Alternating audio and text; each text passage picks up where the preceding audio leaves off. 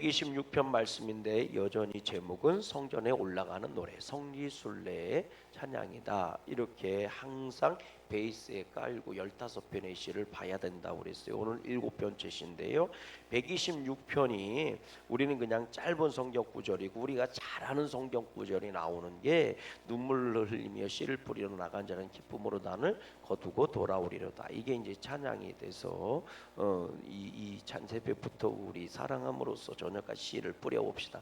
이 찬양의 배경이 되는 찬송의 배경이 되는 거잖아요.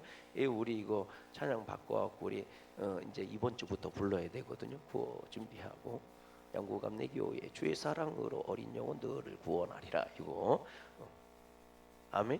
그래서 우리가 친숙한 그런 시니까 되게 이제 짧은 시니까 그럴 것 같지만 사실 이 시야에 들어있는 이 시대적 배경은요, 이 시가 쓰여진 그 배경 읽어볼래요? 우리 4절 말씀 읽어보세요. 4절 시작. 여호와여 우리의 포로를 남방 시내들같이 돌려보내소서. 여기서 포로라는 말이 나오고요, 남방 시내라는 말이 나오고 돌려보내소서. 요게 이제 간구거든요. 그러니까 이 시에 가장 이 해석할 수 있는 포인트가 되는 요 구절입니다. 이게 4절이에요.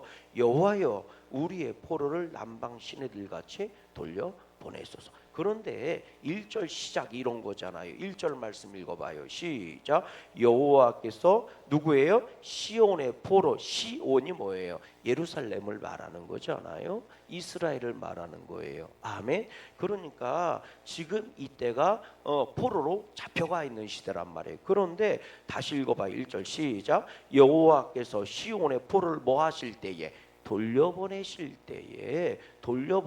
때 우리는 꿈꾸는 것 같았다. 꿈속을 거니는 것 같았다. 기대할 수 없었던 일이 어느 날 갑자기 확 하고 일어난 거거든요.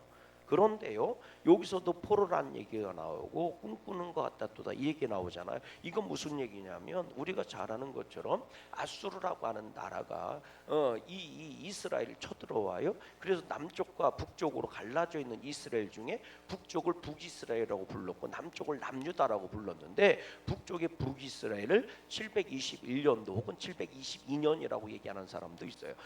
요때 뭐 한 거예요? 멸망시켜버린 거예요. 싹 그냥 사라져버리게 한 거예요. 그래서 북이스라엘의 10개 지파가 사라지는 겁니다. 사라지는 거예요. 왜 사라지냐면 이건 포로고 말고도 없어요. 이방 민족을요 북이스라엘 땅에다가 다 뭐 한 거냐면 데리고 와서 정착을 시켜버리고 결혼을 시켜버린 거예요. 혼인 정책을 쓴 거예요. 야비한 거죠. 혼인 정책 시켜서 피가 섞여버린 거예요. 그러니까 순수한 혈통이 사라져버린 겁니다. 그래서 10개 지파가 다 사라져요. 그 뒤부터 이스라엘을 남유다라고 부르는 거예요. 유다라고 부르는 거예요. 예, 남아있는 게 유다 지파하고요 베냐민 지파밖에 없었던 거예요. 이게 베냐민 지파는 유다 지파에 뭐예요? 이게 속해버린 거니까 그 뒤부터는 유대인이란 말이 나온 거예요. 그 전에는 이스라엘 사람이란 말이에요. 남쪽 북쪽 갈라져서도 여전히 이스라엘이란 말이에요. 12개 지파가 존재했으니까. 그랬는데 721년도에요 아수르가 쳐들어와서 혼혈 정책을 써버린 거예요. 피를 다 섞어버린 거예요. 억지로 강압적으로 다 결혼시켜버리고 막 이런 거예요. 그러니까 피가 섞였으니까 순수 혈통이 사라지고 지파가 사라진 거예요. 그러니까 우리가 흔히 아는 에브라임 지파니 므낫세 지파니 뭐 이런 지파들이 아셀 뭐 이런 지파들이 다 사라져버린 겁니다. 그러니까 남아있는 건 뭐만 남아있는 거예요? 유다 지파만 남아있는 거예요. 그때부터 유대인인 겁니다. 유다예요, 유대인. 그리고 나서 아수르라는 나라가 고잘해서 멸망을 하고 바벨론이라는 나라가 들어서요. 이 바벨론이라는 나라가 또 이제는 남쪽 유다를 침공해온 거예요. 유대라고 하는 나라를 이스라엘인 거지. 그 당시도 이스라엘은 이스라엘이야. 그래도 쳐들어갖고 멸망을 시켜버리는 거예요. 그게 587년입니다. 기원전이 기원전. 예수님 태어나시기 전 587년이죠. 그때 멸망을 하는 거예요. 그래서 이스라엘이라는 나라가 완전 멸망을 하는데 그때 포로를 반란을 일으킬 만한 지도자, 종교 지도자 혹은 정치 지도자, 귀족들, 배웠다고 하는 사람들을 다 잡아다가 애그 어른이고 할 거 없이 싹 잡아다가 이주 정책을 써버린 거예요. 예, 바벨론이라는 나라로 끌고 간 거예요, 그냥. 그리고 노예 살해시키는 거예요, 쉽게 얘기하면. 그러니까 이 이스라엘이라고 하는 땅에는요, 그때부터 유대인, 왜냐하면 거기는 이제 그렇게 다 끌고, 이게 유다 사람만 끌고 간 게 아니고 다른 정복한 나라에서도 다 끌고 오는 거예요. 그러니까 우리들 그 누에 에스더 때 하만 얘기가 그래서 나오는 겁니다. 하만도 아멜렉 족속인 거예요. 그게 끌려간 거란 말이에요. 다 그런 식으로. 그래서 거기에 유대인 정착존이 생기듯이 우리로 얘기하면 조선이 정착존 생기고 뭐 일본이 정착존 생기고 뭐 이런 것 마냥 말이죠. 바벨론이란 나라에 지역마다 정착존들이 생겨난 거예요. 와서 살게 해서 거기서 농사짓게 하고 노예로도 써먹고 이렇게 해야 되는 거니까. 그러니까 이쪽 이스라엘은요 초토화되는 거예요. 성전도 다 무너졌지, 종교 지도자도 사라져버렸지, 귀족들도 사라져버렸지, 반역을 일으킬 만한 민족 지도자가 되려는 사람들을 배워야 되는 거니까 그것도. 그러니까 다 사라져버린 거예요. 그러니까 허벌판된 거죠. 허벌판된 거예요. 그러니까 도저히 독립을 꿈꿀 수도 없고 도저히 회복을 꿈꿀 수도 없는 거예요. 힘 자체가 없는 거, 할 수 있는 힘 자체가 없는 거예요. 그렇게 한 세대가 흐른 거예요. 그리고 두 번째 세대가 또 흘러가는 거예요. 몇 년이 걸렸느냐? 50년이 지났으니까 한 세대는 이미 사라졌고, 그 다음 어린아이로 잡혀간 사람들, 예레미야 같은 선지자예요. 어린아이로 잡혀간 사람들이 어른이 돼서 이제 죽을 날을 받아오는 거지. 그리고 나서 거기서 태어난 이세들이 이제 성인이 된 거예요.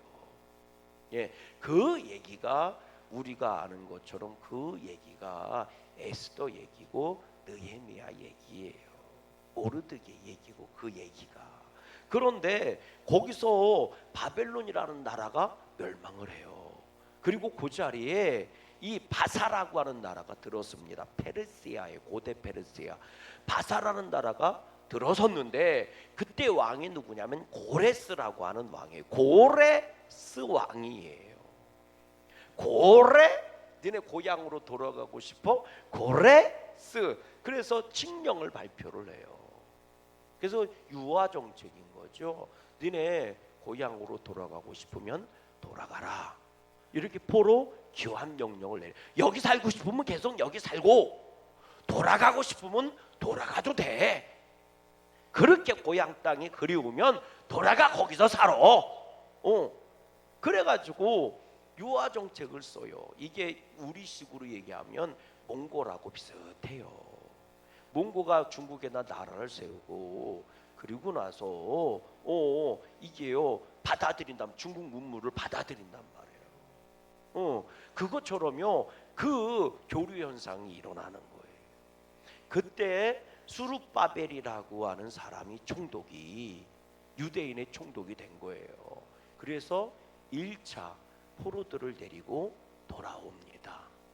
그리고 예루살렘에다가 그 다음에 돌아온 그 다음에 고레스 칙령이 발표되고 이게 한 50년 지나요. 587년이거든요. 고레스 칙령은 588년에 발표가 되고 그 뒤 1년 뒤에 수룹바벨이라고 하는 총독이 유대인들을 자기 민족들을 데리고 1차 포로 귀환이 587년도에 돼요. 그래서 넘어와요. 해방이라고 얘기하는데 엄밀히 얘기하면 포로 귀환입니다. 그래서 여전히 이스라엘은 페르시아의 속국으로 있는 거예요. 바사 제국에. 근데 독립이라고 흔히 얘기를 하는데 독립이 아니고 돌아오는 거예요. 그게 50년이 걸려요. 그리고 나서 그때 재산 팔고 땅 팔고 다 스룹바벨을 쫓아오는 거예요. 그리고 예루살렘에다가 돌아온 그 다음에 성전을 건축하기 시작합니다. 그런데 이 뭐예요? 그 주변의 사마리아인이라든지 주변 부족들이 이 성전이 세워지는 걸 반대해서 협작질을 해요.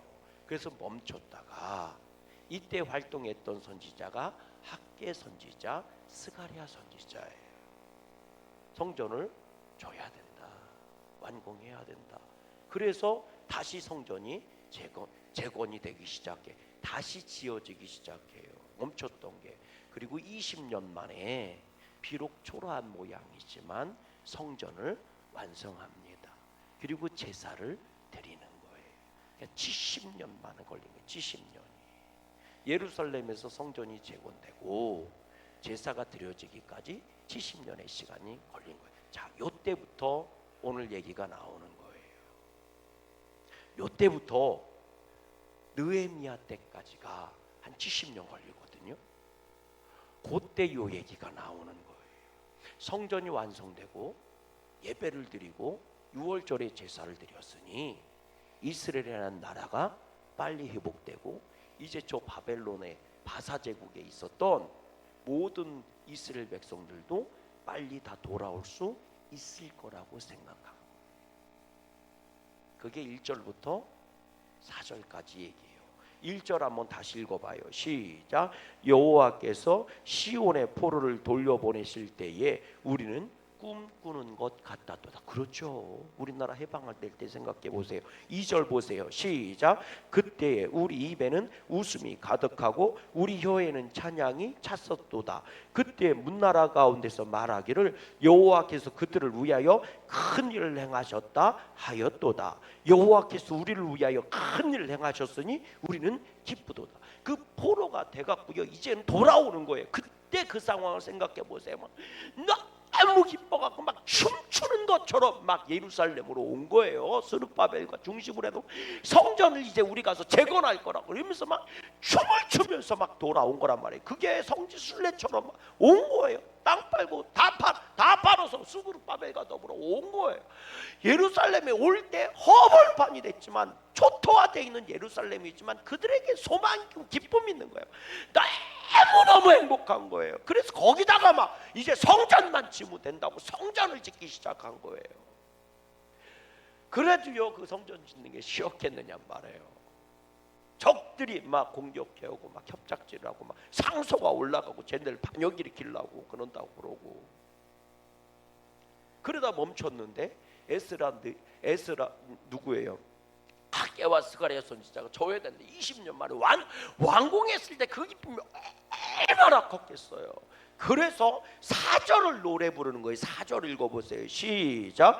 여호와여 우리의 포로를 남방 시내들 같이 돌려 보내소서. 우리의 포로를 그때 그 소원 성전이 완성되고 나서 그 소원이 뭐였겠어요? 성전이 완성됐으니 이스라엘 나라도 하나님 회복시키실 것이고 그리고 이제 저 포로로 잡혀가 있는 모든 백성들도 다 돌아오게 하실 것입니다. 하나님 막 얼마나 막 소원이 넘치고 기대감이 넘쳤겠어요. 이게요 이 남방의 시내들 같이라고 하는 말이 뭐냐면 남방이 남쪽을 말하는 거거든요. 남쪽이 네게부 사막입니다. 예, 네게부 사막. 네게부 사막은 그 누구 나와요? 그 누구예요? 그 사사기에서 그 온니엘이 그 장인이죠. 장인 갈렙한테 받았던 게 네게부 사막 쪽, 이 유다 지파 쪽이거든요. 이 네게부는 사막이란 말이에요. 광야란 말이에요. 근데 여기에 네게부란 말이요 얼마나 척박하면 바짝 말랐다 이런 뜻이에요. 네게부란 말 자체가. 이게 남방이라는 쪽이 네게부를 말해요. 그래서 남방은 네게부라고 해석해도 틀린 말은 아니에요. 바짝 말라버린 광야 같은 곳인데 이게 비가 막 우기라 비가 많이 오잖아요. 그러면 거기에 시내가 생겨요. 그러니까 시내가 건기가 되면 사라졌다가 비가 많이 오면 또 시내가 생기고 우리나라 건천 마냥. 그러니까 그 얘기하는 거예요. 남쪽이 바짝 마른 광야 사막이지만 하나님이 비를 내리셔서 내를 다시 만드는 것처럼 포로들도 내 백성들도 고향 땅으로 성전이 완성됐으니 다 돌아오게 하옵소서. 얼마나 소망이 넘치는 시예요. 그런데 10년이 지나도 오질 않고 20년이 지나도 오질 않고 예루살렘 성전은 졌는데 30년이 지나도 예루살렘이 자지를 않아. 제가 그랬잖아요. 예루살렘 밥 해 먹고 살기가 어려운 데라고. 농사 져 먹고 살 수 있는 데가 아니라 성전은 줘놨는데 먹고 살게 시켜. 그러니 그 시간이 얼마나 단식의 시간이 하나님 언제입니까? 10년이죠. 언제입니까? 20년이죠. 언제입니까? 30년. 물론 지금 바사, 페르시아 여기에는 우리가 잘 아는 것처럼 모르드게와 에스더 얘기가 나와요.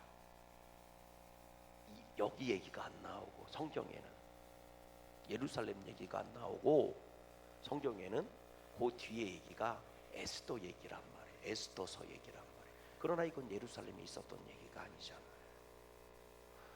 40년이 지나도 아는 거예요. 그랬을 때 또 한 세대가 흘러가 성전을 진 사람들이 다 또 죽는 거예요. 그리고 나서 2차 포로 기한이 나오는데 그 뒤 성전이 짓고 60년 뒤에 우리가 잘 아는 에스라라고 하는 선지자가 포로를 내리고 돌아와요. 그리고 그 뒤 10년 있다가 우리가 잘 아는 느헤미야 얘기가 나와. 예루살렘 성 형편이 어떠냐?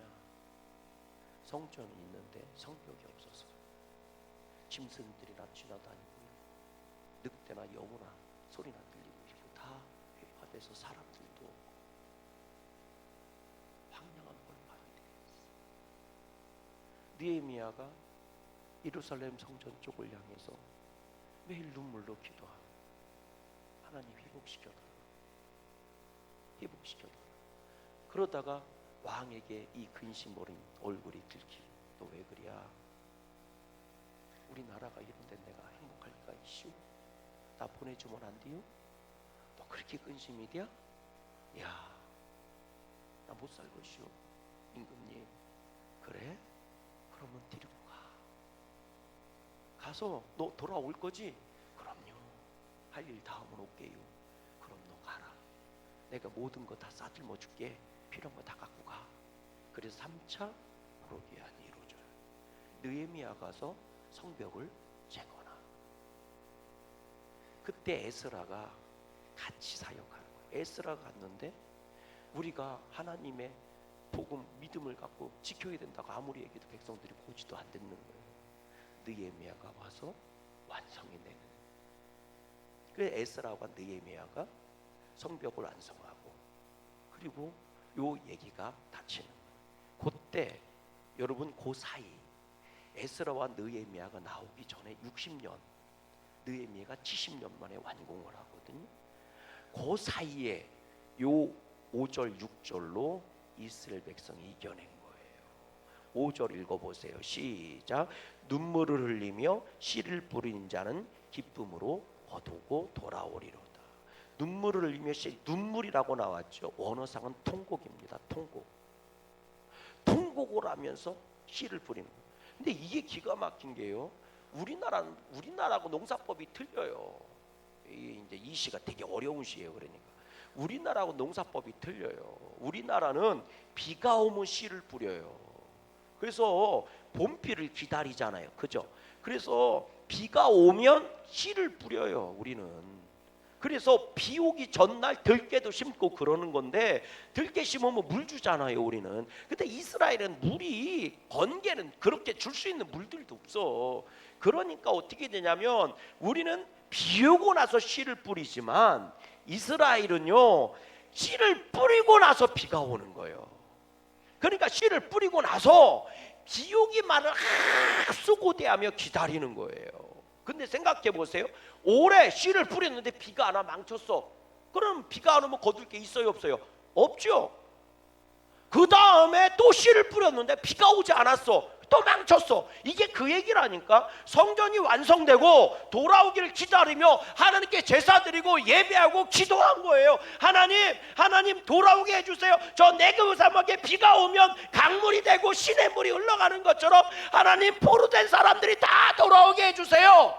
올해 뿌렸어. 안 돌아와. 비가 안 와. 내가 안 생겨. 그 다음에 또 하나님 돌아오게 회복시켜 주세요. 성전이 완성된 거니까. 그 힘든 상황이 20년 동안 성전을 완성한 거니까 얼마나 기대감이 컸겠느냐 말이에요. 근데 안 돌아와. 그 다음에 그게 10년, 20년째 그러는 거예요. 그러니 씨를 뿌릴 때마다 뭐예요? 처음에는 소원이었고, 그 다음엔 간절함이었고, 그 다음엔 눈물이었고, 그 다음엔 통곡이. 언제예요? 이러면서 통곡하며 씨를 뿌리는 거예요. 그래도 그 뒤에 그렇게 통곡하며 씨를 뿌리고 돌아올 때는 뭐예요? 소망을 갖고 돌아오는 거예요. 언젠가는 하나님 거두어서 돌아올 날이 있을 겁니다. 언젠가는 하나님 거두고 돌아올 날이 있을 겁니다. 그게 60년이고 70년인 거예요. 그 사이에 이 씨가 쓰여진 거예요. 그래서 6절이에요. 읽어보세요. 시작. 울며 씨를 뿌리러 나가는 자는 반드시 기쁨으로 그 곡식단을 가지고 돌아오리로다. 그렇게 한 세대가 지난 거예요. 성전을 친 사람들이 다 죽은 거예요. 어린 아이로 태어난 아이들, 어린 아이로 온 애들만 살아있는 거예요. 근데도 그렇게 통곡하며 울부짖으며 씨를 뿌리는 거예요. 결국은 하나님이 돌아오게 하실 겁니다. 그러니까 우리는 내가 눈물로 씨를 뿌리면 올 때는 내가 짊어지고 온다고 생각하는데 그게 아니에요. 그 내용이 그렇게 60년을 뿌린 거예요. 그렇게 70년을 뿌린 거예요. 그리고 드디어 에스라와 느헤미야가 유대인 자기 포로들 형제들을 데리고 돌아와서 예루살렘을 완성하는 겁니다. 할렐루야. 오늘 우리의 기도가 그런 것이고 믿음이 그런 거예요. 하나님 언제입니까? 이 시에는 언제입니까? 이게 들어있는 거예요. 근데 이게 배경이 뭐라고요? 성지순례라고 그랬잖아요. 이 시가 성지순례 하는 사람들이 심정을 박힌 거예요. 언제 예루살렘에 도착합니까? 언제 주의 성전에 갑니까? 이 엄청난 시련도 있고 환란이 있고 성전에 가는 길이 이렇게 힘들고 어려운데 언제입니까? 마치 엄마를 따라가는 꼬맹이가 엄마 언제 끝나? 엄마 언제 나와? 어딘 언제 나와? 엄마 언제 나와? 그럼 저 언덕만 넘으면 언제 미치마 언제? 이럴 때 이 시를 부른 거예요. 하나님 언제입니까? 그러는 나는 믿습니다. 내가 힘들고 어려워도 지금 한 걸음 한 걸음 걸어갈 때 하나님은 결국은 주의 성전에 나를 도착하게 하실 것이며 하나님의 얼굴 목전에서 내가 하나님을 배울 날이 곧 올 거라고 믿습니다. 그러니 이 강도 건너가게 하시고 이 사막도 지나가게 하시고 이 산도 건너가게 넘어가게 하옵소서. 이게 성지순례 노래라고 그랬잖아요. 이 심정이 여기에 딱 와닿았던 거예요. 똑같은 심정이. 그렇습니다. 오늘 우리의 믿음 생활이 기도가 이런 것 아니겠습니까? 우리는 언제나 그걸 달고 살지요. 하나님 언제 이루어진대요? 언제 응답된대요? 언제예요? 그러나 오늘 성경은 얘기하는 거예요. 눈물로 씨를 뿌려도 통곡하며 씨를 뿌려도 너희들의 수고가 헛되지 않게 할 거야. 너희 기도가 헛되지 않게 할 거야. 꼭 돌아오게 할 거야. 꼭 거두게 할 거야. 꼭 성전에서 하나님께 예배하게 될 거야. 오늘 이 고백이 저와 여러분의 고백이 될 수 있기를 주의 이름으로 소망합니다. 하늘에 계신